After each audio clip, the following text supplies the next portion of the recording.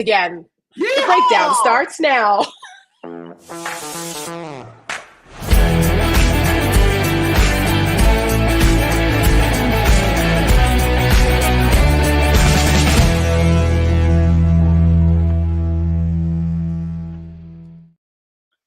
Good evening and welcome to the breakdown. I'm Tara Setmayer. This is the Rick Wilson, and as you can tell, I am not home.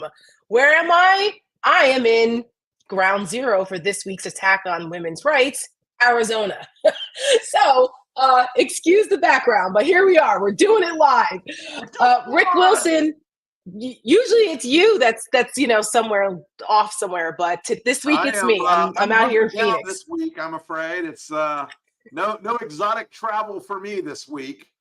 Well, believe me, where I am is far from exotic. I'm in Phoenix, Arizona. I spoke at the McCain Institute today about the cross-section of disinformation and democracy. So that was cool. But it just so happens, there's a little bit of that. And it just so happens that, Arizona has decided to lose its damn mind and go back to the 1860s, attacking women's rights and this issue of abortion. We're going to talk all about that in a minute because it's a lot. There's a lot going on. And that whole thing this week between Trump's position, Biden's ads, what's happening in Arizona, we're going to talk about all of that. But I want to talk about something happy first before we get to that. Monday was Eclipse Day, and you are a space nerd as I am a space nerd. And you guys didn't get it so much in Florida, but in Northern Virginia, where I live, we got like 88, 89% totality, which was pretty cool. But we were very low on the scale here, I'm afraid. Yeah, you guys, it was like not much to it in Florida. But it got here dim outside, or I could have been drinking. It could have been either one. Day drinking at 3:00. You never know. Why would I not at this point? Why not?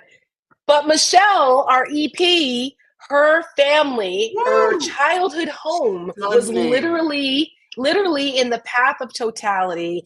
And she was there with her husband and her family and got amazing pictures. And she was saying how the experience with the full totality was like unbelievable. She couldn't even put it into words. And I'm jealous, but she got to experience that. It was a rare moment of national unity across the country. Well, across this part of the country anyway. Well, although I will disagree with that slightly, because there were a lot of people like Marjorie Taylor Greene tweeting that it was a sign from an angry God come to punish them. I'm like, Marge, we don't live in the fucking Paleolithic era anymore.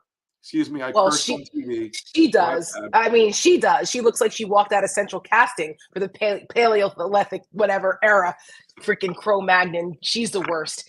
We're going to talk about her too, because rumor has it that Trump world is falling out of love with Marjorie Taylor Greene. We got the skinny. We've got the skinny on that. Increasingly. It's happening. It's happening. We're going to get to that. The leaks are getting to everybody. I'm hearing it from my Trump world people now. They're like, she's just out of control and we're worried now. And, we've got to at least bail Johnson out. I'm like, save it. We're going to talk about that. Hold it for a second. The other thing that's going on before we get to abortion and Marjorie Taylor Greene and the chaos on the Hill and Trump on trial, the porn star payoff trial is happening. Before we get to all that, couldn't happen to a nicer guy. I know. I want to say thank you to everyone who's watching and all of the folks who have supported Lincoln Project year after year, because it's that time of year again, and LP is nominated for a Webby Award. The Webbies are like the Oscars of online content, and LP has won in the past for the great work that we've done on various issues.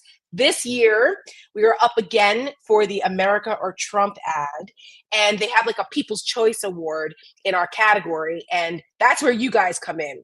We need you to do what you've done for us in the past, and please, please, please vote for Lincoln Project for the Webby Awards. I know that we're dropping in the chat, if you're watching on YouTube, the link directly where you can go to vote. But you can go to votewebbyawards.com, look for the Lincoln Project, and please vote for us. We also have it posted on the Twitter feed as well. If you're on Twitter, we've been posting it where you can just click on it and where you can go to vote. We are winning. I want to thank all of my Substack folks where I had almost 4,000 of my Substack subscribers click through to the Webby link That's in awesome. the last 10 days. And I'm so grateful. And it's such a great community. I really appreciate everything you guys did for us. That's fantastic. So you guys help us make the magic, and we're asking for you guys to help us again. Yes, to bring home the award. There's only a week left to vote, so you don't have to do it right this minute. But when you get a chance, please vote for us so we can win more awards. And they say thank you. Do more work. Yes, and do more work and keep it going. You guys would be shocked how much it means to the big donor types who see that work and understand that they're helping along with you guys to invest in a pro-democracy effort that is like no other in the country. And I mean, you guys, I know I can be a smart ass and all that stuff, but I am deeply moved and grateful by the support that we're seeing this year. It's like nothing we've ever seen before. And it really is a sign of your trust in the work we do. And I'm a little verklempt. I'm deeply grateful about it, though. Thank you. Yes, indeed. So on to business, because this week has been, again, another one of those political weeks where you're like, okay, it's only Tuesday and we're already, it's Thursday. The week isn't even over yet. And we've gotten a Supreme Court, a state Supreme Court decision that is trying to take us back to the 1860s, like the Civil War era. What is happening? Anyone who thought that Dobbs and Roe didn't matter, that the Dobbs decision was just going to be like, oh, okay, well, whatever, let's take it back to the states. This is what happens. Donald Trump thinks that the Republicans have learned their lesson from 22.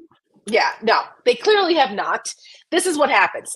This says Trump's Supreme Court and the Republicans losing their minds now that Roe is overturned are now taking a step further. Every time you think that, oh no, they couldn't possibly, yes, they can. And in Arizona, they have.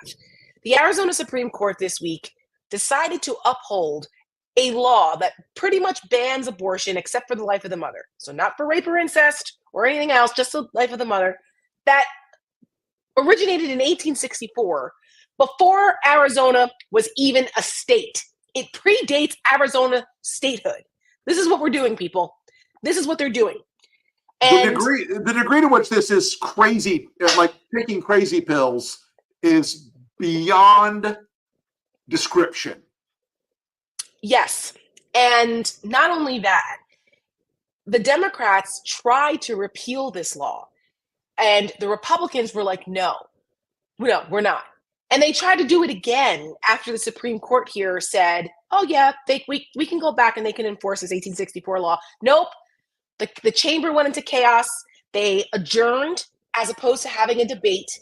And now no one knows what's going on in Arizona because the Republicans know that politically that this is kryptonite. This is a killer for them. Even Kari Lake gets it. Right. That's right. Kari, folks, as you know, I'm gonna tell you a slightly off color, but not obscene joke about Kari Lake that was passed along to me by a former statewide official in the great state of Arizona. She effed her way to the middle, was the description. She was never that smart. She's mediagenic, but she's not smart. But when even Kari Lake and Donald Trump, again, not the smartest, not the sharpest tool in the box, when even their spidey sense goes, oh, hell, this is bad, you know it's bad.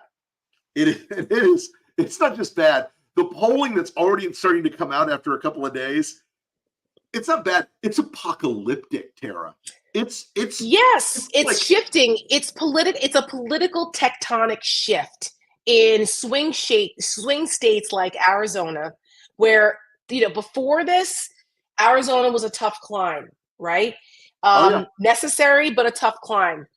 Same thing with like North Carolina is now starting to become more in play. I mean, it's kind of been a white whale a little bit in North Carolina, but this time around, with this kind of stuff going on, with the type of MAGA lunatics that they're nominating for top offices like in North Carolina. This issue mobilizes people in a way that we really haven't seen in quite some time. And if 2022 is any indication, because people remember way back when, in the Wayback Machine, 2022 was supposed to be all about the red wave, that it was going to be a massive slaughter. Republicans were going to win everything. They were going to get the Senate back. They were going to get the House back. That's not what happened. Why? Because of Dobbs. And guess what? That is going to have a major impact again, because they're taking it too freaking far.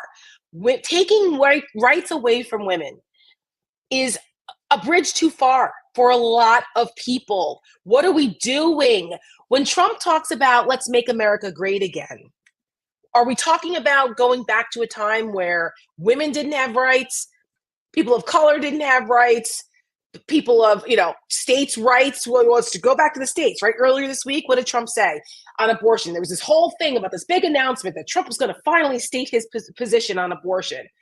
Well, that was on Monday or Tuesday. Right. And he's like, oh, well, you should go back to the states. And then the next day, the states did this in Arizona, on top of all the other states that have done draconian things now when it comes to, a woman's right to choose. I don't know if you saw that clip of Trump on the tarmac after the day later. And the guy looked like he was about to crap his own pants. He was so nervous. Again. It's all about the states. But wait, this is the same thing you said you didn't want. I mean, it says two things to me. One, again, even Trump knows how stinky this issue is. Even Trump knows how bad this is for him. And at least his campaign does. I don't know if he does, but at least his campaign people do. Good point. But, and two, the Republicans are going to keep doing crazy things because that's what they are now.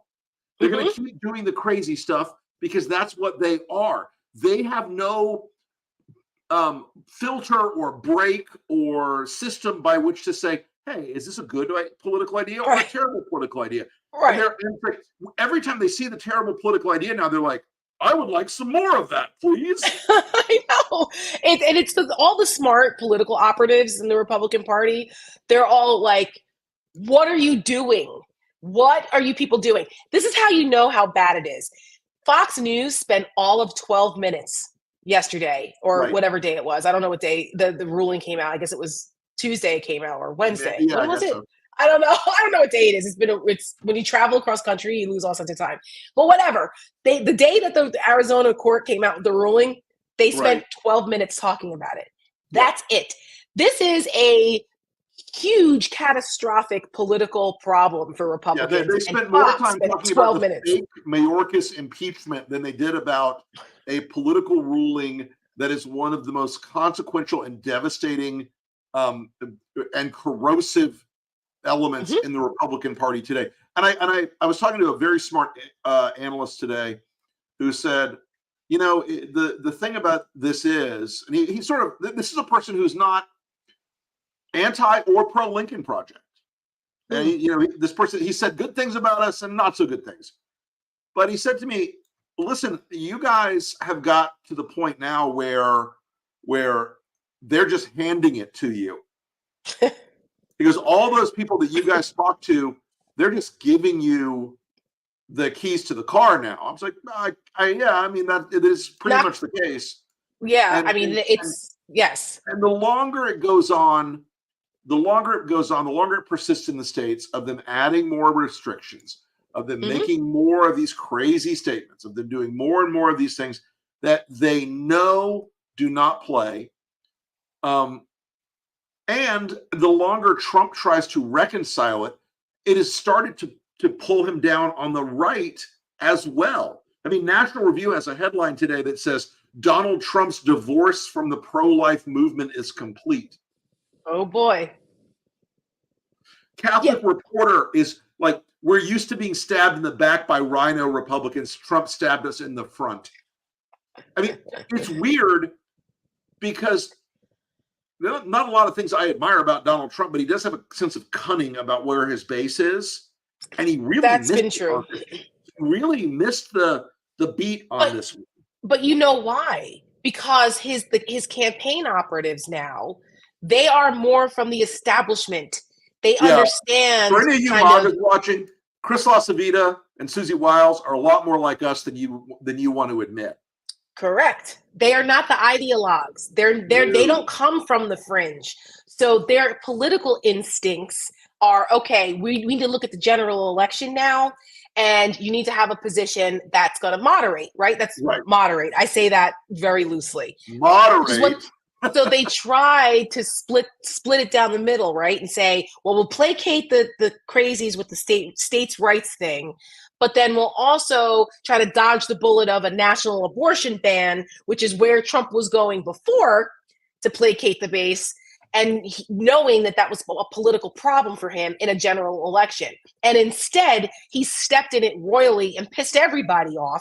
And then Arizona just made it all that much worse and totally just blew up the states' rights thing for the general election. So it's been not a great political week for Donald Trump. And I'll tell you what else. You've got the Steve Bannons of the world and the Turning Point USA idiots and Charlie Kirk and those guys that are out here bragging about how how women shouldn't get birth control. They shouldn't be on that because it makes them stupid and they're unattractive. Crazy. Right. And they're unattractive after they're in their 30s if they don't have children, and all these things that are on record, on video, they're unapologetically saying, insulting women. Don't worry, folks. You'll be seeing a lot this fall. Well, yeah. And we can show you something now, because I don't think most people... Yeah, most people don't watch The War Room with freaking Steve Bannon. This is what he said not that long ago, a couple days ago. Take a look. Prepare your eye bleach, folks. So they can come in, and they do. All the consultants, they try to modify Trump's message. Oh, no, you got to modify it here on the social conservative. You got to do this, you got to do that, because you got to get the suburban women. Well, says who? Says who? The ones that are gettable are out there that can listen to the message of MAGA and the message of President Trump. You don't have to get the women. Who cares about moderate women? What? All you need, don't worry, Team Trump, just listen, trust me, guys. I mean well for you. All you need is non-college educated white bros. Yeah, who participate in Trump boat parades. That's all you need. Right. Trust me. You'll be fine. You'll be fine. You'll be just fine. If you heard the rest of that clip, he goes on and on about insulting every level of woman except we don't need these Karens from the suburbs. Right. Minority women, blah, blah, blah. Right. Oh, who cares? You don't need any of them. Okay. Sure Keep it up. Sure. Keep it up. Sure. Trump on the other hand, thinks that he's great for women. Women love him. This is what he said a couple days ago. Into the rural communities, suburban communities. And, the suburban housewives actually like Donald Trump. You know why? Because I'm the one that's going to keep them safe. They like to say, well, the suburban housewives, I don't know. I think I do great with the suburban housewives because... First of all, suburban housewives, what are we, 1950s? Leave it to Beaver? Okay. Hi, honey, I'm home. Where are my slippers and pipe? Yeah, exactly. I made a bundt cake for dinner for dessert. Like, what world is it? This shows you right there. This is how these people think. This is what they think of women in 2024. This is not a throwback to a time where, women didn't have equal rights. Like, this is what they want. Now, I think it's very important to understand, and give some credit to the Biden camp. Because we've been a little critical of them not being aggressive enough soon enough. And I have to say that their rapid response team has been kicking ass lately. Points are getting put on the board. They are. And their campaign is really coming together because they have the money, they have the grit, and they've obviously got the talent now. So I want to show an ad that the Biden camp released earlier this week that I said on MSNBC on Monday night is probably the most powerful ad the Biden camp has ever put out, either 2020 or now, particularly on this issue of how these draconian laws are impacting women and families in this country. Take a look at this. It's called Willow's Box. So this is one of our Willow boxes. This is just filled with some of the things that we had started gathering for her while I was pregnant. Yep. There's her little baby book. This was the outfit that she was gonna maybe wear home from the hospital. All of these. This is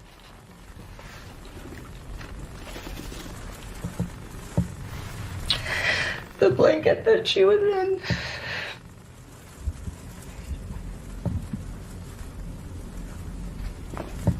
And these are her little footprints.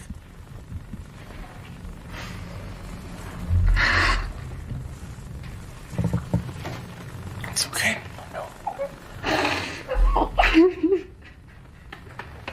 I'm Joe Biden, and I approve this message. Rick, stories like that, real life stories, and the real world effect of stories like that is a incredibly powerful tool. I This was in literally Texas. cannot watch that ad because I will freaking boo-hoo about it.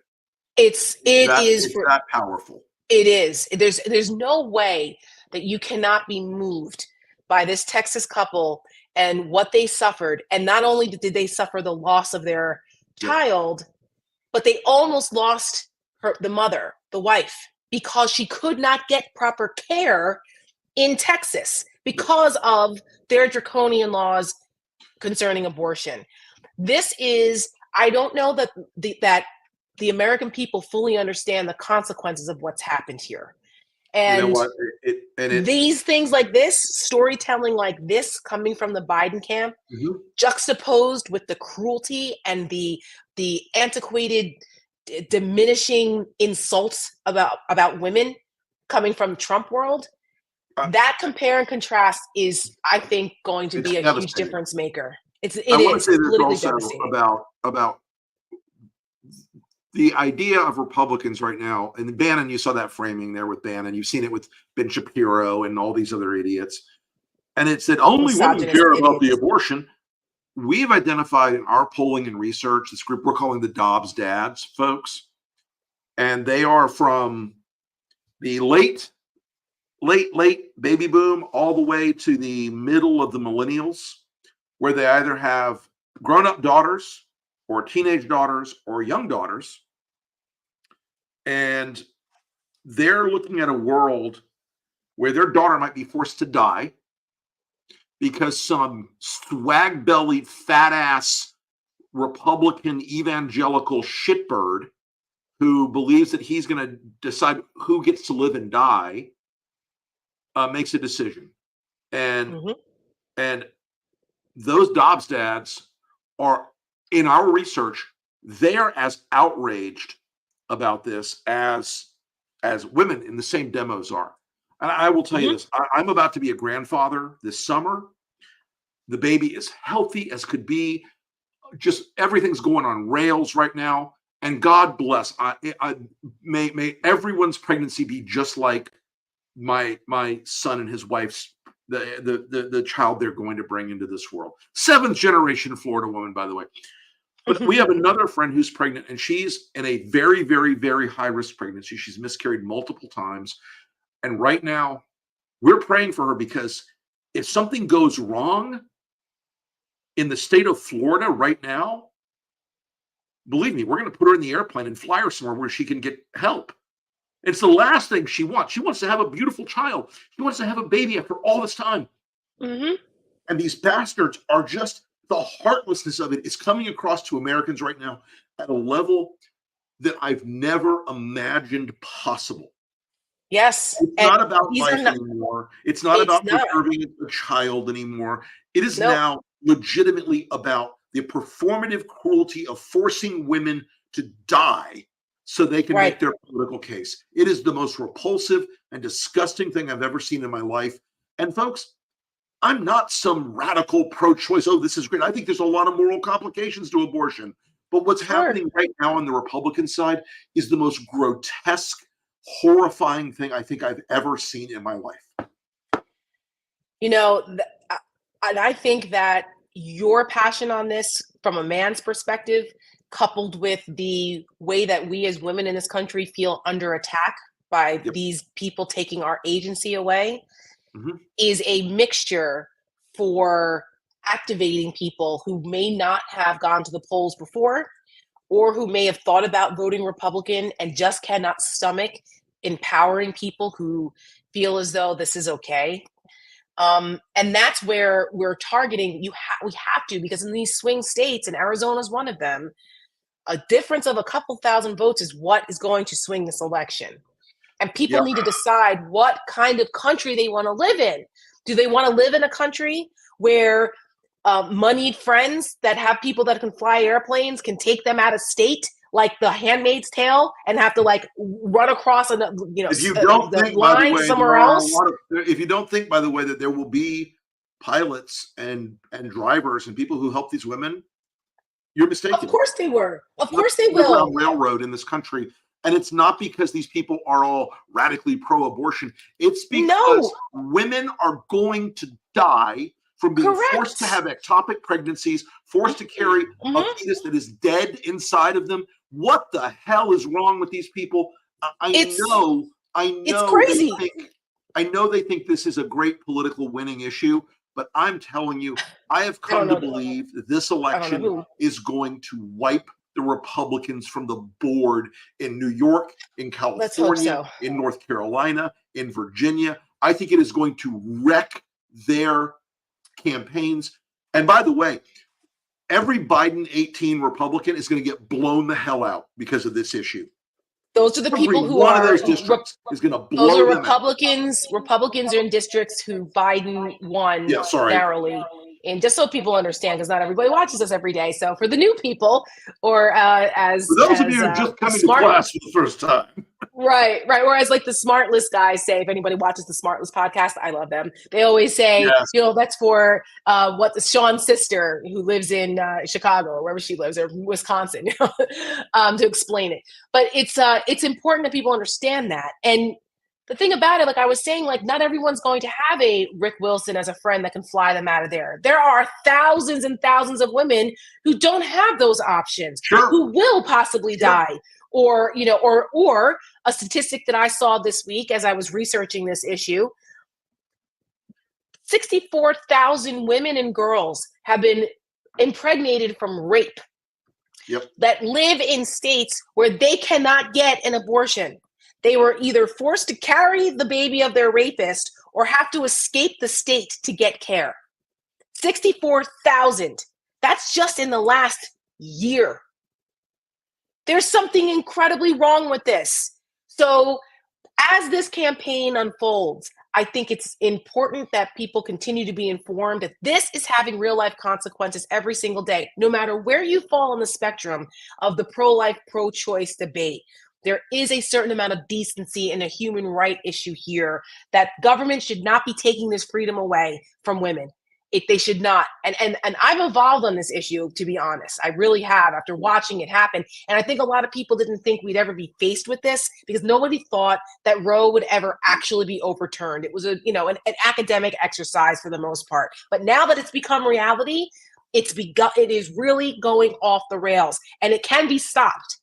But it has to start with the ballot box. It starts with us at the ballot. Now, we've got ballot initiatives in Florida, ballot initiative that they're working on here in Arizona, where I am now. And everywhere we saw in 2022 and last year, where this issue was on the ballot, even in red states like Kansas and Ohio, people have come together and said, this right needs to be codified. So with that said, go ahead.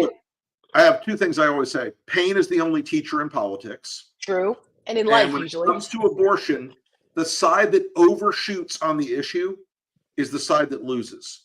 That's right. A few years ago, Democrats overshot on partial birth, very late term abortions, and they paid a political price for it. They did, which is very rare, by the way. I've ever seen in politics. This is vastly beyond anything we've ever seen in America, and I still deeply believe that the consequences, when they come, it is not going to arrive in a soft tap on the shoulder for Republicans to say, maybe you should reconsider this. It's going to be, pack your stuff, you're out. Yes, because no time in history. I mean, obviously we've had slavery and we had Jim Crow and we had women not being able to vote for until 1920, and then Black women not until the 1960s. But in recent history, we haven't had anything this consequential, and we've never had in American history a right taken away. Okay, like this is the first time. Never. So people need to understand that. And as we progress in this campaign, as I was saying, I want people to take a look at something that we did in 2020 because of the impact this will have on women and girls, and just the attack in general. It's not just about abortion. It's just the overall diminishing of women and women's rights. This is something we did in 2020, and it's called Girl in the Mirror. And I think it applies now too. And plus, the vice president is coming to Arizona tomorrow. They're dispatching her on this issue as well. So there's a Kamala Harris appearance in this as well. But the context of Girl in the Mirror is really, really powerful. Right. And we want to show it to you guys again. Imagine a young girl looking in the mirror, searching for role models in the world to give her hope that one day she too can make a difference. Now imagine how she feels when she watches women being verbally attacked. What a stupid question that is. What a stupid question. But I watch you a lot. You ask a lot of stupid questions. Maligned. And this monster that was on stage with Mike Pence, who destroyed her last night, by the way. Belittled. I'm not thinking, Mr. That's President. okay. I know you're not thinking. You never do. I'm sorry? Harassed. Blood coming out of her, wherever. Insulted. And I'd look her right in that fat, ugly face of hers. I'd say, Your daughters are listening and absorbing that message right in front of your eyes. Now imagine a different future for her. A future with a president who doesn't just value a female voice, but chooses one to be his right-hand woman. A strong woman. A woman with compassion. A woman unafraid to take on a bully. And I want to add, Mr. Vice President, I'm speaking. I'm speaking. A woman who not only believes in the American dream, she embodies it. Imagine that little girl in the mirror, because that little girl is yours. And your actions on November 3rd will define who she sees. Vote for change. Vote for her. The Lincoln Project is responsible for the content of this advertising. Still applies. If you needed a reminder of who we're running against, on Monday, some bitch is in court for paying off a porn star for one of his many adulterous affairs. That is correct. And when they ask you, when Trump has the audacity to ask the political question of, are you better off 4 years ago? Women sure aren't. Take a look at this, back to back. Are you better off than you were 4 years ago? I don't think so. People keep asking if we were better off than we were 4 years ago. Of course we are. A booming economy, more jobs, higher pay for the middle class, respected in the world again. Stability, sanity, kindness, respect. And most of all, decency in the Oval Office again. America is working and working together. The problems we still face at home and abroad aren't from this White House. They come from a desperate, unstable man and the followers who give him power. The same man who endangered America's health. I think it's under control. I'll tell you what. How? 1,000 Americans are dying a day. They are dying. It is what it is. Wrecked our economy and tried to overthrow our democracy.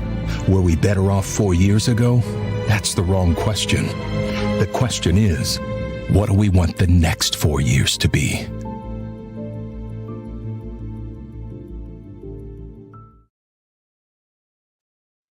Mm-hmm.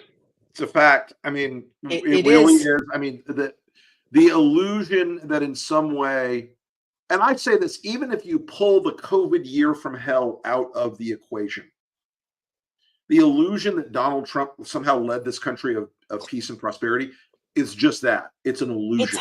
It is. It's a complete fabrication. It's a mental It really is. exercise that is disconnected from all economic, political, and social reality.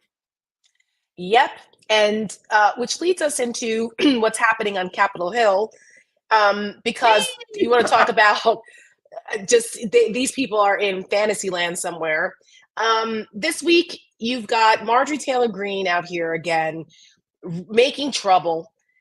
She's up Mike Johnson's ass now, saying, "Oh, if you want to put Ukraine funding on the floor, I'm gonna I'm gonna move forward with removing you," because the idiots allowed for only one person to vacate the speaker. Now that was part of the Faustian bargain last year for Kevin McCarthy, which we all predicted by allowing that one person can move a motion to vacate would wreak havoc on the Congress. Well, it has, because you empower the crazy nut jobs like Marjorie Taylor Greene and Boebert and Gates and all of them, because all it takes is one. So now Speaker Mike Johnson is facing the same hurdle that Kevin McCarthy did.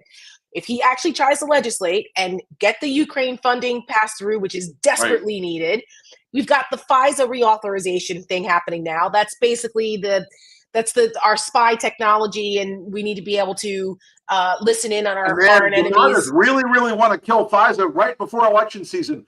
I can't figure out why that would be. It's just a mystery. Right. Why? Huh? Another thing that's just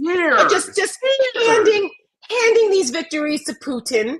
And Marjorie Taylor Greene is basically the catalyst for all of this chaos again. And you've got Mike Johnson going down to Mar-a-Lago to kiss the ring, because obviously his fate lies in where Donald Trump 100%. falls on him, right? So here's what's interesting about this. And then, Rick, you can talk more about that. You alluded to it at the beginning of the show. So, of course, the Democrats are sitting back just laughing at these fools, but they also know that we need to legislate. And the question has been, will Democrats save Mike Johnson's ass if it comes down to it? If he finally just says, screw you people, we've got to get this funding to Ukraine, and we've got to get the security reauthorization, national security bill reauthorized. I'm putting it on the floor. If you want to kick me out, fine, fucking do it. Will the Democrats save him? Some people have said, why? Let them fight. But wait a minute. Hakeem Jeffries has come out as of today and said that he thinks that the Democrats will save Johnson if he puts these things on the floor, which I think is an interesting development in this, and may save Mike Johnson's behind. We'll see. He's going down to Mar-a-Lago tomorrow, which leads me to what you wanted to say about Marjorie Taylor Greene. Yeah, even if Mike Johnson is saved in November, he's Minority Leader Mike Johnson. Oh, no doubt about it. I mean, I'm not rooting for the Republicans to stay. I know, but what I'm saying is I think we're at a point now where there are a critical mass of Democrats who understand we've got to keep the economy open. That's right. That's the only reason. That we're at the last days of being able to save Ukraine, folks. It is. That's right. This close right now. They are out of a lot of the anti-aircraft stuff. That's why you're seeing a rising death toll. That's Mike Johnson's murder parade of missiles every night going into Kyiv, going into Kharkiv, going into cities across Ukraine, because Mike Johnson has deliberately done this. Now, and for 6 months, they haven't allowed a vote. There is bipartisan support for this, but he has kept this from coming to the floor because of the pro-Russia, pro-Putin Republicans. Yeah, it'll pass the Senate in a matter of hours, no matter what Moscow Vance says about it. J.D. Vance is posturing that I'm not going to pass a bill to help Ukraine. Ron Johnson, the other one. Ron Johnson, Tommy Tuberville. But, folks. Tommy Dummerville. The House is dysfunctional by design right now. It is dysfunctional because they want it to be dysfunctional. Why are they all going away to Europe for an 8-day junket on the 80th anniversary of Normandy? It's not because they want to go and honor our troops. They're the same guys called us suckers and losers. It's because they don't want to have votes. They want to avoid the responsibility of governance. And Matt Gaetz and Marjorie Taylor Greene, engineered Kevin McCarthy's departure, and engineered this system of one vote can kill the speaker. Mm-hmm. And at some point soon, if I were a Bannon a Biden Republican in one of those 18 districts, I'd go to Hakeem and say, "Hey, make me chair of the Fisheries Committee, make me chair of something, and I'm coming over. We're going to make a deal." Yeah. We could have a Speaker Jeffries this year instead of next year if Marjorie Taylor Greene keeps it. Now, I will say this. In theory, I will say this. I posted about this morning. It was in Playbook this morning. Yep. But I've been hearing for about 4 or 5 days that there is an increasing campaign inside the Trump universe with Chris LaCivita leading it, Jason Miller and Susie Wiles playing backup and going to reporters and saying, Marge is off the rails. Marge is crazy. We're not with this thing. This is nuts. We're not doing this. We're gonna fix this. Trump's gonna save Mike Johnson. The problem is, even Donald Trump may not be able to put the genie back in the bottle. Yeah, we'll see. We'll see. And guys like Chip Roy and guys like Paul Gosar and people like Green and Gates and Boebert and Boebert's out of commission right now. But all the crazies, they want the chaos. They want the gridlock. They want the frozen conflict. So we'll see. Well, we'll see. I don't think most people. There was a time where there was talk of Marjorie Taylor Greene as a potential Trump VP. We always knew that was never happening, but he used to love her. Marjorie Taylor Greene is not going to be the VP of Dress Barn at this point. Marjorie Taylor Greene is not going to be the VP of a Waffle House. That woman is the worst political cancer inside the party. Terrible. And I mean that even beyond Matt Gaetz. She is a far more dangerous electoral poison than anyone else on the Republican side. Yeah, she's a problem. We always knew she would be, and Kevin McCarthy and the guys who know better knew that too. But then they made the decision to empower her instead of isolating her. They empowered her, and now they are reaping what they sow. You know what? F them. That's what they get. You bought the ticket, take the ride. That's right. Well, speaking of effing, Trump is on trial next week for the porn star payoff. Yep. And the Stormy Daniels trial is finally happening. As much as he's tried to avoid this, he lost 3 times this week in court trying to get this delayed. He continues to lose his shit over the judge and attacking his daughter and pushing the boundaries of the gag order. He's trying to sue the judge now. They've tried everything and none of it has worked at all. And guess what? Trump is still, even with all of that, he was still going after the judge. Let's show the video that you put out, Rick. You voiced over this. It's called... I did. I read a Rick Wilson voiceover. That's right. What does he mean? Let's take a listen. This weekend, Trump went crazy on social media. Sounds about normal, right?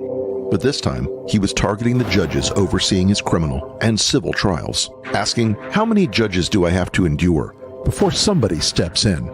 Somebody steps in? To do what, Donald? To attack the judges? To kill them or their families? He told a violent mob that attacked the Capitol, be there, we'll be wild. We're going to walk down to the Capitol. He told the Proud Boys to stand by. Stand back and stand by. He told us these were good people in Charlottesville. Very fine people on both sides. Now, he's putting the lives of these judges and their families in danger. He knows that his followers are just waiting for the signal. So when the attack comes, you'll know who ordered it. We've said that Donald Trump is corrupt. We've told you he's an authoritarian. We've said that he's dangerous. But we've never said he doesn't know exactly what he's doing.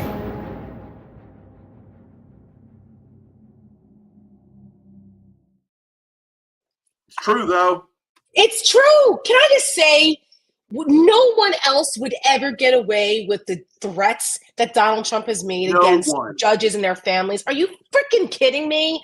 The way that this guy has been given every exception and every benefit of the doubt or whatever, because everybody's too afraid to just finally make him pay a price. It's just infuriating. Well, now he's going to have to endure the humiliation and his family's humiliation of what he did with trying to pay off Stormy Daniels to be quiet about their affair when Melania was pregnant with their child, right? With Barrett. Most people forgot about this and thought it's just paying off a porn star. No, it's actually He's a good illegal. family man who loves his wife and children. But it's illegal. What he did was illegal. And this is a criminal trial. No president, former president, presidential candidate has ever been on trial for a criminal offense while running for president. This is a first. And even though people thought that the Alvin Bragg case, I know this is the porn star case now. This is one of 4 that he's facing. But even though some people thought that the Alvin Bragg case was like, oh, well, you know what? It matters. It matters because it reminds us of what a scumbag Trump is, what a misogynist he is, what a corrupt MFer he is. And it's bringing back the cast of characters that we all had to endure during the 2016 campaign and his administration. You've got Hope Hicks. Have you seen the witness list? You got Hope Hicks. You got Michael Cohen, Hope Hicks. You're going to have Michael has Weiselberg live from Rikers Island. It's going to be And look, the thing about this is Michael and Alan have now come to Jesus. They both has Weiselberg? Weiselberg has too now, and I missed that part. I know Michael has. Let me tell you something. Weiselberg, he's a 70-plus-year-old man. He ain't going to be in Rikers for very long and live. He's back in Rikers again. This is his second stint in Rikers, right? He gets the idea that Rikers is a death sentence for a 73 or a 5-year-old man. One would think. One would hope.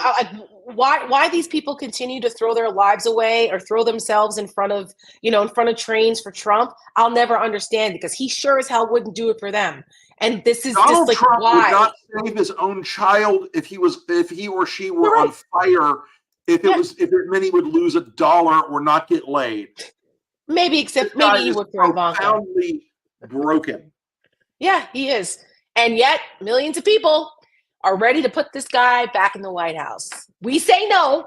That's why we're here. That's why we do this every day, is to make sure there are more of us than them that go to the ballot box and make sure that they never step foot near the White House again. And on that note, I'm not saying that Barron Trump is Justin Trudeau's son. I'm not saying that on. Oh my gosh! Stop it! Stop it! That is a joke. That's a joke. On that note, it's a joke. We say thank you. We say thank you. Make sure you go and vote for us over at the Webbies, and we will see. Oh my goodness! Wait, I forgot. We have to do some questions. I forgot. We have to do some questions tonight. Yes. Put on the reading glasses because I'm old. Yes. My apologies, because there's just been so much to talk about. We've been promising folks we would do some questions, so we will do it. What's our first question, Michelle? Go ahead, Rick. You have to read it because I can't. I've never seen your ads on TV. I only see the way you participate with you in the breakdown from emails. Where are they shown? I want you to go and find the New York Times article called "This Ad is Not for You or Your Neighbors" from 2022. Our ads are only shown to the voters inside a list of about 400,000 voters in 5-6 key areas and states in the country that will actually move them. The old way of television was you bought what they call broadcast. ABC, NBC, CBS, and broadcast TV was like a nuclear bomb, and everybody saw because there were only 3 networks. Then it evolved to cable, and there were 50 networks. So if I was running an ad for men, I literally would put it on somewhere, cliche, it sounds like, but it's true, ESPN, Golf Channel. Mm-hmm. If I was targeting women, Bravo, A&E, HGTV. Now, we live in a digital world where I can target someone's phone, their individual TV set, their iPad, and I can target them with such granularity that most people won't see the ads. And a lot of the ads we make, we don't even put them here. A lot of the ads we make are what we call below the waterline. Think of LP as an iceberg. The big viral video ads on the top of the iceberg, the ones going after Trump, the ones that are really like amazing in the news, sort of talk. Those ads are to set the narrative nationally. The ads underneath the water are to move voters in the target state. So that's why you don't see our ads running on your TV. And especially if you live in a very blue state or a very red state, you're not going to see our stuff. But if you live most of the time, there are ads. Right there, but there are ads that we have run on cable news where you'll see it on Morning Joe or CNN. Some of those bigger ad buys. Those for the most part, they're targeted. Right. That's right. They're very targeted. Folks, between us, they're sometimes put up there to show the Democrats how to fight. Like, oh, here's an attack you could do. Follow this. Here's a message you could use. Follow that. So, but great question, because I know a lot of people ask that. So next one, Michelle.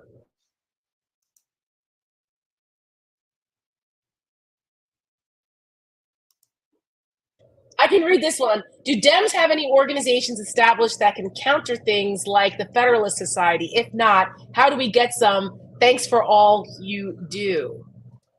Rick, I don't really know we didn't come from Dem world. I don't know. Do they have a Federalist Society? No, they don't have anything. Most of the stuff they don't have in the same ecosystem. Look, here's the thing. If you want to do the Federalist Society, you're going to have to build it from the ground up, because it is a 50-year project that was methodically funded, organized. They trained people. They maintained it.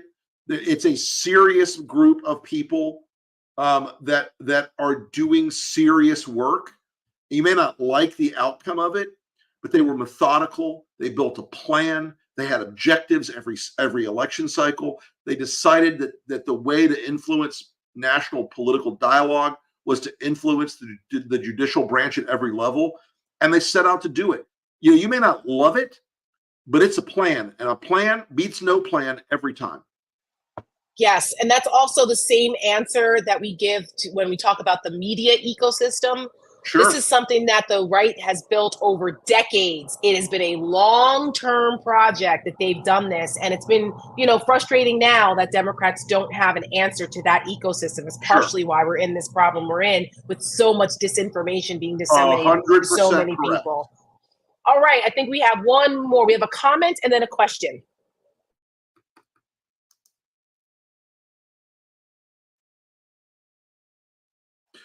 Girl in the Mirror is brilliant. Please run it again. You mean tonight or in general? I know. I think you can see all of those ads on our YouTube channel, but I think we should tell social to repost it. But yeah, I think we shall. We'll get it back up there. We'll talk. We'll see what we can do for you. Yeah. All right, one last question. By the way, Tammy Stansel, yes, ALEC is another long-term plan. Although I will tell you, ALEC is less about conservative outcomes and more about corporate lobbying, interest, and corporate protection of things certain like interests, banking and certain privatization of prisons. Yeah, it's a little. ALEC is a bad organization, though. It's so corrupt. There's so much corruption in that. That's a whole. We could do a whole show on that. Woo. So dirty. All right, the last question. Ads about Project 2025 or Agenda 47. Yes. They're coming. Yes. They're coming. We'll see those.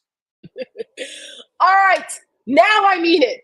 That's it for this week's edition of the Lincoln Projects, The Breakdown. We will see you guys next Thursday. Thank you for sticking with us. And like, share, blah, blah, blah, subscribe, all those things. And vote for us on the Webbies.